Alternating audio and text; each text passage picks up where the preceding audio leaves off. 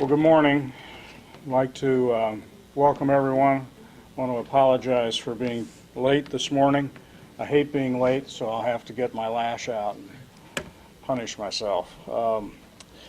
We do have a number of guests this morning, and want to begin with representatives of the Red Cross, along with folks from our safety services who have been in a battle. And I think today is report time to find out who won. So Dave Collins is here along with Tracy Duncan from the Red Cross to tell us the results. Good morning. Well, Mayor, we're a little ahead of the game here. We're having the blood drive on 2 days, on August the 7th and 8th. Oh, I thought it was done. But we can give them the results. Fire department wins. So it's that time of year again for our annual Battle of the Badges, an exciting event we have at the American Red Cross. And again, I'll turn it over to Tracy Duncan, who can talk a little bit about this important event from the blood region perspective, and then we'll turn it over to our local representatives from law enforcement and fire to give their 2 cents worth. Tracy? Thanks, Dave. As Dave mentioned, we are very excited for this annual event. We have a lot of fun. Obviously, you can see we've got some support here. This year will take on a little additional significance. If you haven't already heard, the American Red Cross is actually in an emergency appeal state right now, which means we don't have the blood on the shelves that we would like to have for the national inventory. It hasn't caused any shortages. There's no reason to panic. But we're about 15% down from where we were last year and in previous years, and it's actually the lowest that we've seen our national inventory in 15 years. So we hope that this opportunity to have a little fun, to play, to be a little competitive, will encourage donors who otherwise might not come out to come out and help not only the local area here in Lima and Allen County, but also the national inventory, because we are the American Red Cross, so we step in and help out where other regions might need a little extra boost to their blood supply. So next Tuesday and Wednesday we'll be at the chapter house here in Lima. We've got all kinds of great incentives for you. CUPE, as always, is doing breakfast sandwiches. They'll be doing burgers and malts for all of our donors. We have an aluminum water bottle this year for every donor. We also have some gasoline gift cards that we'll be having a drawing for, so you have a chance to win a $50 gas card, and then you can show your support for the fire or the police departments here in town. Go ahead, Sergeant. I'd just like to say, it's a semi-friendly competition for an excellent cause to help save a life, so hopefully you'll come out and support us. Great. Chief? Let me give it a shot. Safety services realize that summer is a difficult time for the Red Cross, and the blood supplies are normally low this time of year anyway, but this is an extremely unique situation. It's extremely low.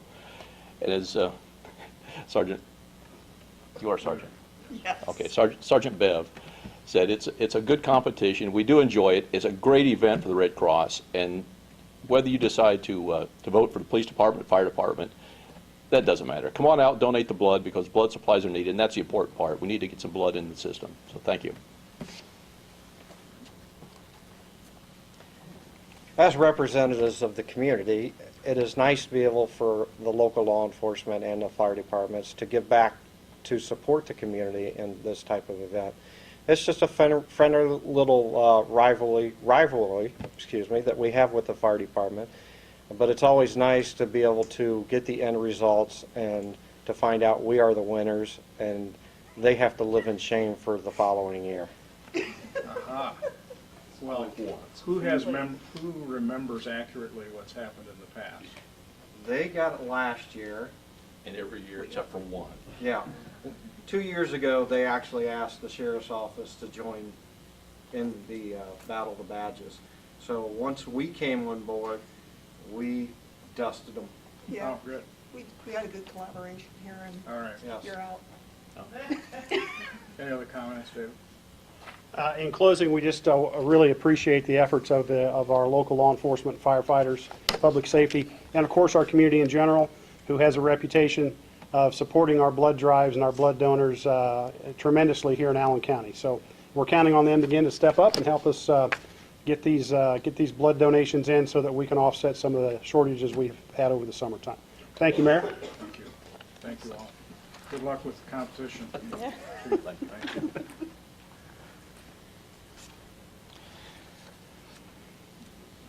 And I issue my second apology this morning for actually being mistaken that it was over. So we're just now getting into the competition. We want to encourage everybody to come out and support the agency of your choice by donating blood to the Red Cross. Thank you. Also this morning we have Marybeth Torsell here from the American Cancer Society with an update on an effort to recruit folks for a very special initiative. Marybeth? Okay. I'm here to try to get people involved in the cancer prevention study. So I'm kind of interested in what you guys just did with the Battle of the Badges. I haven't heard of that before. We are trying to get people between the ages of 30 and 65 involved in this study. The first study, everybody knows now that smoking causes lung cancer, but people don't realize that it took 3 years and 22,000 people to learn that. That was in Cancer Prevention Study 1. The second study found numerous things as in addition to secondhand smoke causing lung cancer. This study, we're trying to focus on the environmental things that cause cancer as well as lifestyle factors. And I can't talk today. I don't know what my problem is. Basically, it will not affect your ability to go donate blood. It's the same day. There's actually 6 days. One is August 7th, and it is August 7th, August 9th. There's a whole bunch of different days. But it's at St. Rita's on the 7th, and they only take a couple vials of blood, 2 or 3 vials of blood. So you can still donate blood. So as soon as you're done there, you can go over to St. Rita's and donate 3 vials of blood. You go online to limacps3.org. You do a baseline survey that takes about 25 minutes to a half hour, all online. Just a couple questions, lots of questions about your detailed health history. And then the day of your appointment, it only takes a half hour. You don't have to fast or anything. They're not going to check your blood for anything. They do a waist measurement, you sign a consent form, and then they take 2 or 3 vials of blood and they freeze that blood. And they're never going to look at it unless you're diagnosed with cancer. Then they pull it out and they try to figure out what caused that cancer. And then every 2 years, for the next 20 years, you will have to do a follow-up survey. It'll just be, has your health changed or anything like that. So it's really our opportunity to prevent future generations from ever having to hear they have cancer. And this is really the last time to be able to do it. Like, I'm my age right now. If I don't do it right now when this comes along, I'm going to be too old when the next one rolls around, if they even do a cancer prevention study 4. So the enrollment ends December of 2013, and no one else can get enrolled in the study. So this is really a once-in-a-generation opportunity to prevent our children and their children and their children's children from ever having to hear that they have cancer. So I have information on dates, times. limacps3.org has it all too. It's really a great opportunity. So thank you. Thank you. The goal for the number of enrollees from our area is 560 And it's persons. Not just Lima. Sorry, I It's forgot. you want to come back up, Marybeth, and maybe give some of that. Yeah, sorry. I'm trying to be short. I feel like I need to talk fast. It's all county. I cover 5 counties. I work out of my home in Auglaize County, and I cover Allen, Auglaize, Mercer, Van Wert, and Putnam. So it's anybody from those counties. I actually am getting my brother and my mom and dad from Cleveland to come up and do it. You don't have to live here to do it. I'm having sister-in-laws from Columbus. So anybody that's in town on any of these days, and it starts August 7th through August 24th, 6 days. So lots of different times. So it is a national study? It is. It is a national study. Nationwide, we have to have 300,000 people for the study to be significant, or otherwise it's not going to be, they can't really use the data. And currently, we have 160,000 people, so we really, really need people to be involved in this study. So we're halfway on the national number. How far are we on the 560? We have 310 so far, so we're not doing too bad. So we've got, and actually the last day is Friday, August 24th. You do have to make an appointment, though. I mean, as long as you come, you don't have to say, okay, I'm going to be there at 3. As long as you come at some time that day, you have to sign up, because then you do your baseline survey, and you get that out of the way. Otherwise, you got to sit there with pen and paper and do it all by hand, where I did it in my pajamas at home. So it's a lot more comfortable. Very good. Thank you. Thank you. Well, despite my gray beard and my lack of hair, I'm young enough to participate. So I signed up a couple weeks ago. I want to encourage everybody to really take this seriously. Cancer, of course, is a huge factor in the lives of many people in our community. And hopefully this kind of an involvement would ultimately benefit, if not your family, certainly families that you know and friends that you have long term. So I want to encourage people to participate. It's not a terribly difficult thing to do. We need to step up. Thank you. Also this morning we have representatives here from the YMCA, Jennifer Parker to provide us with an update on swim camp, and Heather Graham to talk about youth robotics.